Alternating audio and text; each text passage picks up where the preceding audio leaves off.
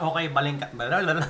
Hindi ko alam kung good news o bad news to, pero balitang kanto today kung saan mas reliable pa sa TV at radyo. So recently na nga ako nga si Norman Mangusin ba o si FLM na bibigyan niya ng 5 araw na hanggang 5 araw na lang daw si Makagago bago niya ewan ko kung anong yung gagawin niya, pero today is Thursday, so abangan nyo bukas kung anong gagawin ni FLM kay Makagago. Kasi marami silang dalawang balitaktakan sa social media, hindi natin alam kung clout lang or totoo. Kaya bukas natin malalaman Friday, kasi sabi niya hanggang Friday na lang daw siya.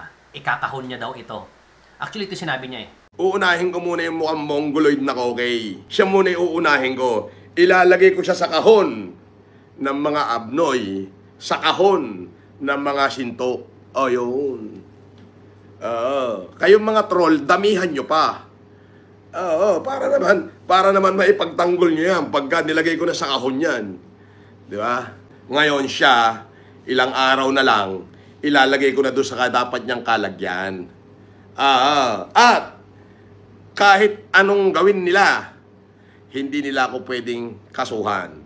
Una, sila yung naunang tumarantado sa akin. Pangalawa, sila yung naunang gumago sa akin.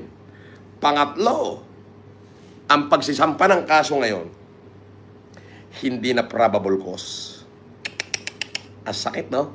Ibig sabihin, kahit i-review na nila ng i-review lahat ng live ko, hindi ako pwedeng kasuhan. Walang magiging prima facie evidence. Ganun yun.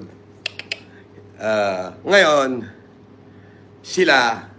ilalagay ko sila sa isang kalalagyan na kung saan nararapat siya.